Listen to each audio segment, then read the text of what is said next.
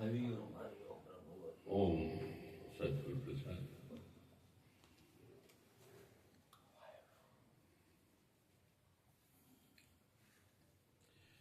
इतनी आसक्ति उसकी परमात्मा में है कि उसको 1 मिनट भी छोड़ने को तैयार नहीं है। उसको लगता है हर पल भगवान मेरी याद में, मेरे प्राणों में, मेरे दिल दिमाग में रहे, मैं उसकी सेवा में रहूं। आसक्ति ही मुक्ति है। जे ब्रह्म में आसक्त होगा तो मुक्त ही होगा। जो ब्रह्म में आसक्त होगा मुक्त ही होगा। उनके लिए परिश्रम विशेष है जो देह अभिमानी है। उनके लिए परिश्रम विशेष है जो देह अभिमानी है। सब लोग बोलते हैं, कृष्ण बोल के गया कि भगवान को पाना कठिन है, और उसके लिए कठिन है जो देह अध्यास में है। पर उसके लिए कठिन है जो देह अध्यास में है। जिनको देह अध्यास नहीं, उसके लिए सरल है। रमण महर्षि बोलता है, निराकार का दर्शन करना सबसे सरल है, सबसे सरल है। हर एक दूसरे को ब्रह्म देख रहा है, सब एक दूसरे को ब्रह्म समझ के बैठे हैं। हम लोगों ने समझ लिया है कि हम सब मुक्त हैं। जहां वो टिका पड़ा है वहां पे उसकी दृष्टि जाती है। कोई बात भी करेगा तो बोलेगा टेम्परेरी है। गुरुजी रमण महर्षि शिष्य लड़ रहे हैं, वो तो लड़ ही नहीं रहे हैं, वो मानता ही नहीं था। पत्थर की तरह बैठा रहता था। एक आदमी आता है, इतने सारे केले रखता है, गाय मुंह मार डालती है, वो चुपचाप बैठा है। वो गाय को मना नहीं करता, बोलता है चाहे ये खाए या ये शिष्य खाए, एक ही बात है। वाह। एक बिल्ली थी, किसी ने किचन में दूध पड़ा था उसके मुंह में डाल दिया। एक माई आई, बिल्ली को भगाने लगी। भगवान ने बोला अभी मुंह डाल दिया, अभी शांति से पीने दो, तुम दरवाजा बंद करके आ जाओ। पी ही रही है तो पीने दो, अब क्या भगाने का मतलब है। वो शांति से पीकर चली जाएगी। ऐसे भगवान दान पुण्य के लिए नहीं बोलेंगे, पर इत्तेफाक से कोई आ जाए तो शांति रखो, उस समय भगवान देखो। दान पुण्य में बिलीव नहीं करते हैं, पर कोई आ जाए तो सेवा करो, उसकी प्यार से करो। हम लोग चना भी खाते थे, कोई सामने होता था, भगवान बोलते थे पहले इसको दो। ये भगवान की रीत चल रही हो उसकी, वहां पे जो है पहले उसको दो, प्रसाद लो, प्रसाद बांटो, प्रसाद खाओ, फिर खाओ। पहले दो दूसरे को, फिर उठाओ। कितना अच्छा नियम। देने में भलाई है, हर चीज देने में भलाई है। लोग कर्तापने में दान करते हैं। जो लोग संसार है वो कर्तापने में करते हैं, मेरा नाम छप जाए कहीं पे, तो वो ईगो से करते हैं। पेपर में डालते हैं कि मैंने लाखों दान किया, मंदिर में दिया, दिखावा। ब्रह्म ज्ञानी को समझ में नहीं आता, दादा भगवान बोलते सीधा नरक में जाएगा।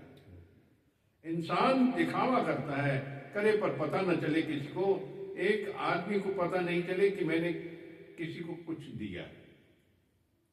अपने मन को भी शन मालूम न पड़े, मन को भी नहीं मालूम पड़े। पाप पुण्य दोनों हमको छोड़ना है, पाप पुण्य दोनों ही छोड़ना है। सत्कर्म है ये, पर इसको भी मुक्ति नहीं है। अगर ये याद है तो मुक्ति नहीं है। वो इस हाथ से इस हाथ को नहीं पता चले तभी मुक्ति है। दिया ये भी नहीं पता चलना चाहिए। आज हम बोले कि हमने कोई पुण्य किया ही नहीं, तो पाप का खाता भी नहीं आएगा ना। एक खाली साकार को मानते और एक है अनन्य भक्त, जो सब में कृष्ण देखते हैं। उनको खुद भगवान संसार समुद्र से पार कर देते हैं। इतना उनको निराकार समझ में नहीं आता है, परमात्मा याद रहता है। सब में भगवान देखकर खुश रहते हैं कि सोचे उल्टा सीधा नहीं बोलते हैं। ये मिडिल ज्ञान सरल, ये मिडिल ज्ञान सरल है। भगवान में मन लगा, भगवान में बुद्धि में लगा, उसके उपरांत तू भगवान में निवास करेगा, उसमें संशय नहीं है। अगर भगवान में मन लगाएगा तो तू रहेगा भी तो उधर ही, तू उसके ध्यान में रहेगा, उसकी ओरा में रहेगा। मनुष्य का एक छोटा सा ओरा है, भगवान का करोड़ गुना बड़ा ओरा है। अपनी तो आंख एक है, उसकी हजार है। एक आदमी ने भगवान से पूछा कि भगवान को आंखें होती हैं क्या? तो भगवान ने बोला मनुष्य को आंखें हैं, तो क्या भगवान को आंख नहीं है? जो देने वाला है उसने सबको आंखें दी है, क्या उसके पास आंख नहीं है? सब आंख में उसकी आंख है। जब मनुष्य कुछ करता है तो सबकी आंख से वो देख लेता है। कोई तो कर्म का लेखा मिलता होगा ना उसके पास, कोई तो पहुंचाता है, इंफॉर्मेशन जाती है ना कोई लेखा जोखा जा रहा है। अगर तुम मन को भगवान में नहीं लगा सकते हो तो अभ्यास रूपी योग द्वारा अभ्यास करो, बार बार अभ्यास करो। अभ्यास करने में ही समर्थ नहीं है तो खाना बना रहे हो तो बोलो भगवान ने बनाया, तब भी नहीं कर सकते, बोलो भगवान ने बनाया। इतना ही नहीं, अगर कर्म करके भगवान को समर्पण करके समर्थ नहीं हो तो फिर क्या करो? मन बुद्धि पर विजय प्राप्त करके उसका फल भगवान को समर्पित कर दो। जब भी तुमने पकौड़ा बनाया उस समय तुमको याद नहीं आया कि भगवान बना रहा है, उस समय तुम अपने अहंकार में बोल रहे कि मैं अच्छा बनाऊंगा। फिर जब भी बनकर आया और कोई ने बोल दिया कि इसमें ये कुछ ज्यादा है, कुछ उसमें कम है, कुछ ज्यादा है, तो दुखी हो जाओगे। ये तुम फल का त्याग नहीं कर सके ना। मनुष्य चाहता है कि उसको कोई अच्छा बोले, कान तरसता है, बोलता है मन बुद्धि पर विजय प्राप्त कर, कर्म का त्यागी बनो, हमेशा सफलता मिलेगी, तो हमारा मन दुर्बल हो जाएगा। असफलता मिलेगी तो हमारा मन स्ट्रांग होगा। अगर मुझे असफलताएं मिली तो मेरे मन को स्ट्रांग करके गई। असफलता में सरेंडर भाव होता है, हम झुकना सीखते हैं। हमेशा जीतने की कोशिश नहीं करनी चाहिए, कभी हार भी स्वीकार करनी चाहिए। बहुत गहरी बात है इसके अंदर। जीव को अगर जब सब कुछ मिलता जाता है तो धीरे धीरे कमजोर हो जाता है, क्योंकि वो पुरुषार्थ नहीं करता, मेहनत नहीं करता, अपने आप चीजें मिलती हैं। वो जो अपने आप चीजें इस तरीके से मिलती जाती हैं वो इंसान को दुर्बल बनाती है। और जो मेहनत का पैसा होता है, जो मेहनत की कमाई होती है, जब वो मेहनत करते हैं, कभी जीत होती है, कभी हार होती है, कभी नुकसान होता है, कभी फायदा होता है, दोनों में सम रहना है। ईगो नहीं आना चाहिए, ना ही डिप्रेशन आना चाहिए। हम मेहनत जो कर रहे हैं, कर्म कर रहे हैं, वही हमारी सक्सेस है, वही हमारी सफलता है कि हम सब बिजी हैं काम में, कि हम काम कर रहे हैं पर फल की चिंता नहीं। कर्तापना नहीं होना चाहिए कभी भी, क्योंकि कर्तापना मुक्ति से बहुत दूर ले जाता है। कि मैंने किया, मैंने दान किया, मैंने ये काम किया, लोग तारीफ करें मेरी, मेरा नाम छप जाए, मेरी फोटो छप जाए। भगवान के पास एक आती थी माई, आती थी, बॉम्बे में ही आती थी दादा भगवान के पास, और बड़ी समर्पित थी। पर उसके पति जी एक बार उनको ले गई कर्मप्राणी गुरु के पास, तो वो अपने अहंकार में, मैंने इतनी धर्मशालाएं बनवाई, इतने मंदिर बनाए, इतना ऐसा किया, मुझे क्या मिलेगा? बोले तुझे नरक मिलेगा, कि तुझे याद है कि तूने किया। तू करने वाला कौन? पीछे से कहीं से लाइट आ रही है, अब तू उसको रिफ्लेक्ट कर रहा, बाहर कर रहा, तू समझ रहा कि तू लाइट दे रहा है, वो वहां से आ रही है, वो सारी एनर्जी वहां से आ रही है, वो भाव वही पैदा कर रहा है। तू है कहां? तू तो निमित्त मात्र है। हम सब निमित्त मात्र हैं, हम सब में निमित्त मात्र हैं, ना हम देने वाले, ना लेने वाले, ना करने वाले। कर्तापना खत्म करना है, कराने वाला वही है, सब वही कर रहा है, सब वही करा रहा, उसकी हजार आंखें हैं। हम कहें कि वो देख नहीं रहा, वो रात दिन उसकी 24 घंटे सीसीटीवी है, चल रही, आंख खुली हुई है, देख रहा है सबको कि कौन क्या कर रहा है। अंधेरे में भी करोगे दिखेगा, मन के अंदर होगा तो भी दिख जाएगा उसको, अंदर अंदर भी होगा। तुम्हारे अंदर भी भाव किसी के प्रति नेगेटिव नहीं उठना चाहिए, अंदर से भी खूबसूरती, क्योंकि यहां से जब करेंगे तो ऑटोमेटिकली हमारे संस्कार, हमारी आदत, हर में परमात्मा देखने का एक हमारा रुख हो जाएगा हमेशा।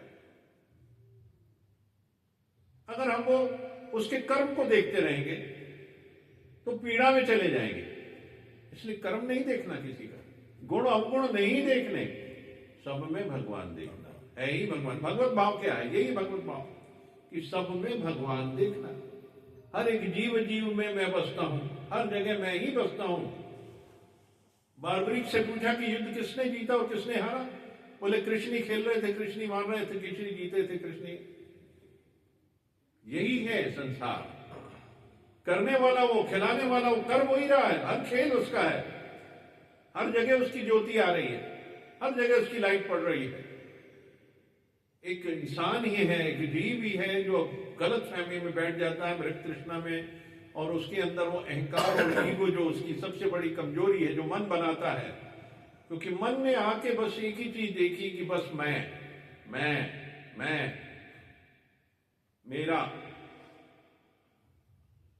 ये मन ही सबसे दूषित है। इसको भी प्योर करो, प्योरीफाई मन को। ये भी मेरा, ये भी मेरा, ये मन को ऐसा प्योरीफाई करो कि मैं सब में समा जाऊं। देखिए कुछ लोग इतने प्रेमी होते हैं, हर एक के दिल में समा जाते हैं, उन्हें अपना नहीं होश रहता, वो अपने लिए नहीं जीते हैं। जीते हैं तो पूरे। हमारा सबका जीवन इसीलिए है कि सबके लिए जीना है। हमारे अंदर द्वैत नहीं आना चाहिए, दूसरा भाव, कंपैरिजन नहीं आना चाहिए हमारे अंदर। ये बड़ा ये छोटे का कंपैरिजन नहीं आना चाहिए। हर एक समान है, सबको समान आदर दो, समदृष्टि, समभाव, यही है समभाव, समभाव रहना चाहिए। ये तभी है जब परमात्मा में इतना जुड़ो, चलते फिरते बैठते उठते बस उसका नाम, उसका सिमरन, उसमें डूबे रहोगे, तभी मुक्ति है।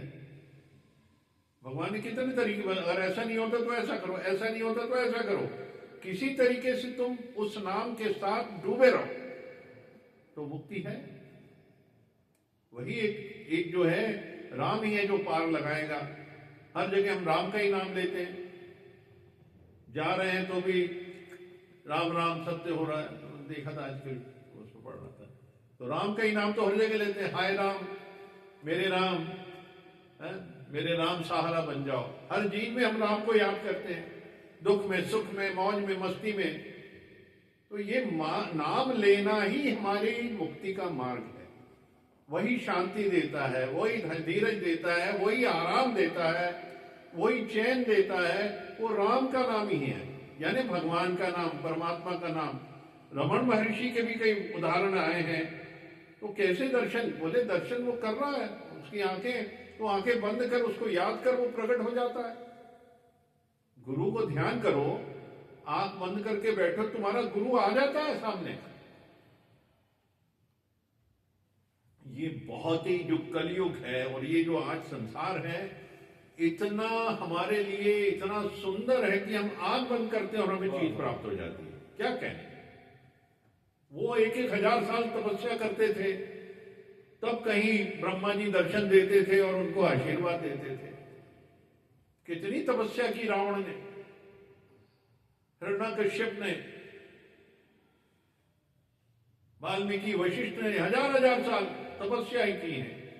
जीवन उस समय इतना लंबा होता था। आज तो 100 साल की जिंदगी में तुमने एक बार ध्यान किया, प्रभु तो हाजिर है, वो तो हाजिर हो जाता है। वो फिर अपनी डायरेक्शन में चलना है, आपकी डायरेक्शन में चलने लगता है। आप जैसा कहोगे चलाओगे वैसा चलेगा। ये है आज के इस कलयुग को कहते हैं बहुत सुंदर युग है। हम लोग बहुत सही समय पे आए हैं इस दुनिया में, हमारा जन्म हुआ, हम शुक्राना करें उसका, क्योंकि हर पल उसको समर्पित हो, नतमस्तक हो। तो देखिए उसके आप जीते जी उदाहरण देखेंगे, आप अपने जीवन में वो सारी चीजें देखेंगे। आप एक बार इस मार्ग पे चलो, हर चीज कट जाएगी, हर पल सुंदर हो जाएगा, कोई कष्ट आएगा ही नहीं जीवन में। सुख ही सुख, आनंद ही आनंद, मौज ही मौज रहेगी। परिवार के अंदर आनंद, आहार बाहर आनंद। परीक्षाएं तो होती रहेंगी, अगर हम परीक्षाओं में डूब जाएंगे तो हम आनंद अपना खो देते हैं। ये हमें उठाने के लिए आती है, हमारी हार जो है हमें उठाने के लिए आती है कि हम कमजोर ना हो जाएं, हम स्ट्रांग हो जाएं। क्योंकि वो आपके अंदर झकोड़ देती है पूरी जो हार है, यानी विपरीत परिस्थिति, और फिर आपकी एक्चुअल एनर्जीज जागृत होती हैं। आप बिल्कुल तहे दिल से आगे बढ़ जाते हैं। कई बच्चों को देखा अगर बार फेल हो जाए तो फिर उनके मन में एक जुनून होता है कि मैं इस साल टॉप करके दिखाऊंगा। वो पढ़ते हैं और टॉप कर जाते हैं। वो हार ही सबसे बड़ी उनके फायदेमंद चीज होती है।